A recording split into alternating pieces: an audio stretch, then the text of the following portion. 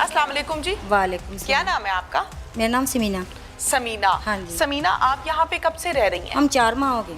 4 माह हो गए यहाँ हाँ पे जी। रह रही हैं। मालिक मकान किधर है? वो मालिक मकान का हमें पता ही नहीं है किधर रहते, किधर, हमें दलाल ने दवाया था ये मकान।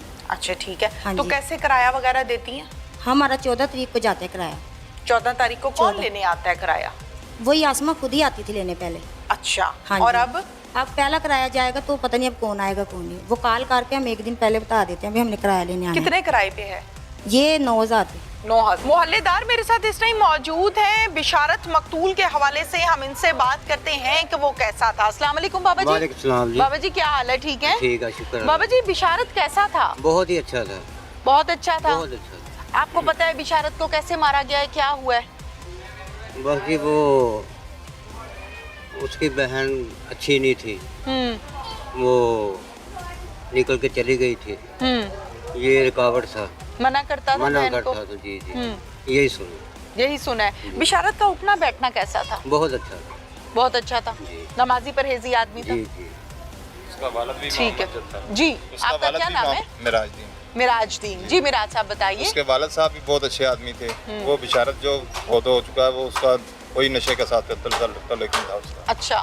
और उसके वालिद भी नमाजी परहेजी आदमी थे, ये लड़का भी नमाजी परहेजी आदमी। तो ये बाकी फैमिली का रुझान क्यों खराब है? सारों का खराब ये है? सबका खराब है। पूरी फैमिली का? पूरी फैमिली का। इसीलिए ये घर छोड़ कर गए? जी, इसीलिए ये घर। मालिक है ना इस घर जी, के? मालिक। तो ये मकान कब से खाली करके गए? तकरीबन कोई 1 साल तो हो गया होगा इसको। अच्छा। तो क्या वजह है? यहाँ से मोहल्लेदारों ने कोई कंप्लेन की है या बदनामी की वजह से गए? ये मालूम नहीं है हमें। अच्छा। कंप्लेन तो की होगी ना मोहल्लेदारा ने, ठीक है। इसी वजह से ये खाली हुआ। तो इस घर में भी कोई मर्दों का आना जाना रहता था? पहले था, जब छोड़ के गए उसके बाद नहीं। नहीं, जाहिर है वो आसमा जब रहती होगी तब आते जाते थे जी, आदमी, आते या थे। नहीं? नहीं, तब तो आते थे। सबको पता है इस बात का? सबको पता है। पक्की बात है? पूरे मोहल्ले को पता है। आसमा के पीछे मर्द आते थे? जी। मुख्तलिफ मर्द आते थे या नहीं, एक ही? मुख्तलिफ ही आते थे। अच्छा हाँ, ठीक है। तो भाई मना करता था। जी मना। बिशारत कैसा था? बिशारत बहुत अच्छा लगता था। उठता बैठता था? मस्जिद में आता जाता था, हमारे साथ नमाज पढ़ता था, बहुत अच्छा आदमी था। ठीक है। बैरिस्टर वकास अब्रेज खान हमारे साथ इस टाइम मौजूद है। इस केस के हवाले से कानून क्या कहता है ये हम जानते हैं बैरिस्टर वकास अब्रेज खान से। बैरिस्टर साहब, सबसे पहले तो वक्त देने का बहुत बहुत शुक्रिया। आज के केस के हवाले से 2-3 सवालात हैं जो मैं ये चाहती हूँ कि हम लाजमी अपने नाजरीन को वो दिखाएं। ज्यादातर हम ये देखते हैं जो मुद्दई मुकदमा है वो जब केस की पैरवी करता है तो केस चल रहा होता है, मंतकी अंजाम तक पहुँचता है, और जब मुद्दई मुकदमा केस की पैरवी नहीं करता तो केस रास्ते में रह जाता है। और ऐसी बहुत सी फाइलें हैं जो अब तक बंद हैं। आज के केस के हवाले से क्या कहेंगे आप? देखिए जी, मैं ये समझता हूँ कि किसी भी केस के अंदर जो जान डालता है वो मुद्दई, चूँकि वो उस केस की पैरवी करता है, उसको परस्यू करता है, तमाम तर इन्वेस्टिगेशन में, इंटेरोगेशन में वो आईओ के लिए ममद माविन साबित होता है। और अगर मुद्दई की स्टेटमेंट कमज़ोर हो, मुद्दई मुनहरिफ हो जाए या अपना मुकदमा वापस ले ले, तो मुकदमा जो है आज सिरे नू ही ख़त्म हो जाता है। तो मैं ये समझता हूँ कि मुद्दई का बहुत ज़्यादा इंपॉर्टेंट किरदार समझा जाता है। और एट द सेम टाइम इस तरह के केसेस के अंदर चूँकि जो मुलजिमान थे वो नामजद नहीं थे, वो नामालूम थे, तो ऐसे केसेस के अंदर ज़िम्नियों के अंदर पुलिस कोई जो भी इन्वेस्टिगेशन या इंटेरोगेशन होती है उसमें इन्वेस्टिगेशन इंटेरोगेशन के बाद पुलिस की ये लाइबिलिटी होती है कि वो असल मुल्ज़िम तक पहुँचे। और इस केस के अंदर जो इन्वेस्टिगेशन थी, जो इंटेरोगेशन थी, वो बड़ी क्वालिटेटिव थी।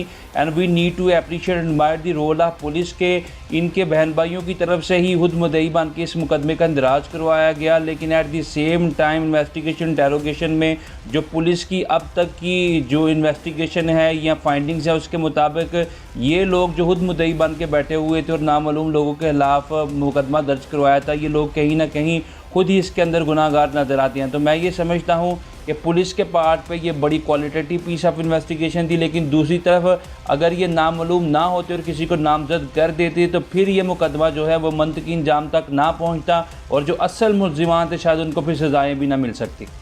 बिल्कुल ठीक है। बहुत से ऐसे केसेस हैं वकास साहब जो हम देखते हैं कि माँ उसमें मुद्दई होती है या वालिद मुद्दई होता है और खुदा न खास्ता घर के अंदर ही कातिल भी मौजूद होता है और मकतूल का ताल्लुक भी उसी घराने से होता है। माँ जब देखती है कि एक तरफ मेरा एक बेटा अल्लाह को प्यारा हो गया, कत्ल हो गया, और दूसरा बेटा जेल जा रहा है, तो वो अपने केस को कंट्रोल कर लेती है और माफीनामा हो जाता है, सुलह हो जाती है, जिसमें हम ये देखते हैं कि मुल्जिमान को सजा नहीं मिलती। सेम एज इट इज हम इस केस की भी जब बात करते हैं तो आपको नहीं लगता कि कानून में बेहतरी की जरूरत है? देखिए 2018 का कंदील बलोच का एक ऐसा मुकदमा था जिसमें कंदील बलोच को उसके भाई ने गैरत के नाम पे कत्ल कर दिया गया और उसकी माँ और उसका बाप उस केस के अंदर मुद्दई बने और लेटर ऑन जो है उन्होंने सुलह सफाई से अपने बेटे को माफ़ कर दिया, कंप्रोमाइज़ किया और उसे फ़ी सबीलिल्लाह माफ़ कर दिया। लेकिन उन्होंने उस कंप्रोमाइज़ को नेगेट करते हुए उस मुलजिम को सज़ा दी, लेकिन लेटर ऑन हाई कोर्ट्स में जाके वो सज़ाएँ भी सेटिसाइड हुई। तो जिस तरफ आपने इशारा किया, मैं ये समझता हूँ ये सेक्शन 311 है जो 2016 की क्रिमिनल अमेंडमेंट कि जिससे फिसाद फिल अर्ज़ फैलने का अंदेशा हो, ऐसे कंप्रोमाइज़ को कोर्ट नेगेट कर सकती है। और ऐसे केसेस के अंदर जहाँ पे मुद्दईयान अपना बयान वापस ले लें, अपना केस वापस ले लें, या माँ एक बेटे का दूसरे बेटे को आपके साथ माफ़ कर दे, तो ऐसे केसेस में मैं समझता हूँ कि रियासत वहाँ पे खड़ी हो सकती है। और at the same time Usman Mirza case के अंदर हमने देखा जहाँ पे मुद्दईयान बैठ गए, उन्होंने रिट्रैक्ट किया अपनी स्टेटमेंट से, लेकिन रियासत ने बड़ा विजिलेंट, एक्टिव और डायनामिक किरदार अदा किया और उस्मान मिर्ज़ा जैसे दरिंदे को भी सज़ा दिलवाई गई। तो मैं ये समझता हूँ कि प्रेसिडेंट्स तो मौजूद हैं और एट द सेम टाइम जो 95-96% केसेस हैं, हमने देखा कि जब मुद्दईयान जो घर वाले ही हो, कोई बहन भाई हो या माँ बाप हो, तो अल्टीमेटली वो सुलह सफाई की तरफ भी आते हैं। लेकिन वो शख्स जो इस दुनिया से चला गया, जो रियासत का शहरी था, रियासत पे इनकम्बेंट है कि जहाँ पे इज़्ज़त आबरू माल जान का तहफ़्फ़ुज़ करना शहरी की जिम्मेदारी थी। एट द सेम टाइम उस शहरी का अगर कत्ल होता है तो रियासत उसका किसास ले, ये भी रियासत की जिम्मेदारी है। लिहाजा रियासत खुद पेनिट्रेट कर सकती है, प्लंज कर सकती है और इस केस को एक प्रेसिडेंट के तौर पे या टेस्ट केस के तौर पे इन मुल्जिमान को सजाएं दिलवा के एक टेस्ट या एक प्रेसिडेंट सेट कर सकती है। और अब चलते हैं थाना धूले में, जहां पर इस कहानी के मरकजी मुल्जिमान मौजूद हैं। वो क्या कहते हैं, पुलिस का क्या मौक़िफ़ है, आइए मेरे साथ। साजिद महमूद सोहल साहब हमारे साथ इस टाइम मौजूद हैं, जो कि as a inspector Dhule police station Gujranwala में अपनी जिम्मेदारियों को सरअंजाम दे रहे हैं। साजिद साहब अस्सलाम वालेकुम। जी वालेकुम सलाम। साजिद साहब, कैसे मालूम हुआ, कहाँ से किस्सा शुरू हुआ? हमारे पास इन्होंने नामालूम FIR दर्ज करवा दी और हम अपने तौर पे कोशिश करते रहे कि ये इस तरह का क्लू हमें को मिल जाए।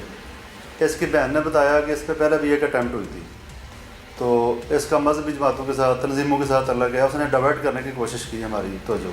ठीक है। तो जब ये सारा मामला हो गया, ये हॉस्पिटलाइज हो गया, हमने इसकी स्टेटमेंट लेने की कोशिश की और ये आहिस्ता आहिस्ता इम्प्रूव होने लगा, इसकी सेहत अच्छी हो रही थी और ये इसने अपना बयान देना चाहा।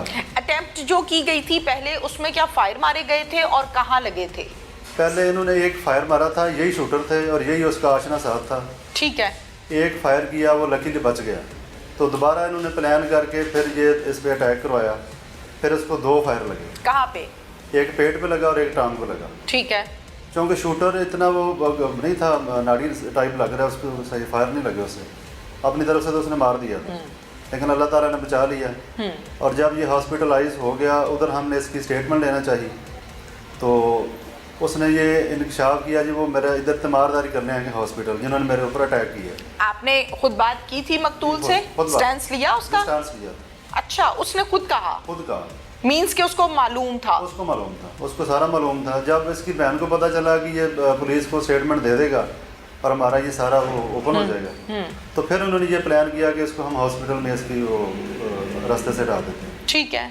फिर उन्होंने ये सारा इकराम को साथ मिलाया, नीला तोता इसने हायर किया, उसको इंजेक्शन बनाया और छोटे भाई की मदद से ड्रिप में डाल के इसको इंजेक्शन दिलवा दिया। आपने मुल्जिमान को कहाँ से गिरफ्तार किया? मुलजम जब इकराम, हमने इधर से लोकल था, इधर का रहने वाला था, शाहीनाबाद का जी, उसको अरेस्ट किया, उसकी इंटरोगेशन की, तो फिर उसने बताया कि मेरे साथ एक और लड़का है, वो बनी के तारड़ हाफिजाबाद का। ठीक है। उधर हमने रेड किया, ये भाग इस्लामाबाद चला गया हुआ था, तो फिर इसका CDR लेके, लोकेशंस लेके, टेक्निकल तरीके से इस्लामाबाद से इसको अरेस्ट किया। इस केस के मुद्दई की जब हम बात करते हैं, विक्टिम की हम बात करते हैं, तो उसका बड़ा इंपॉर्टेंट किरदार होता है अपने हर केस में। किसी भी स्टोरी को, FIR को देखें तो जो किरदार मुद्दई का होता है वो बड़ा स्ट्रॉन्ग होता है। अगर वो अपने मौके पर डटा रहता है और वो परस्यू करता है अपने केस को, तो वो मंतकी अंजाम तक ज़रूर पहुंचता है। और अगर रास्ते में छोड़ दिया जाए तो बहुत से ऐसे केसेस हैं जो हमें लटकते नज़र आ रहे होते हैं। इस केस में मुद्दई का रिस्पॉन्स कोई मुनासिब नहीं लगा, क्या वजह है? मुद्दई जो है ये आसमा का बहनोई है। ठीक है। इसकी जो दूसरी बहन है उसका हामंद है ये, और ये भी इनके साथ मतलब मिला हुआ है, ये बिल्कुल पुलिस के साथ कोऑपरेट नहीं कर रहा, जबकि इनको मालूम भी था किसने कत्ल किया, क्या सारी गेम और पर्चा नामालूम हुआ। बिल्कुल ऐसे। ठीक है, थैंक यू वेरी मच।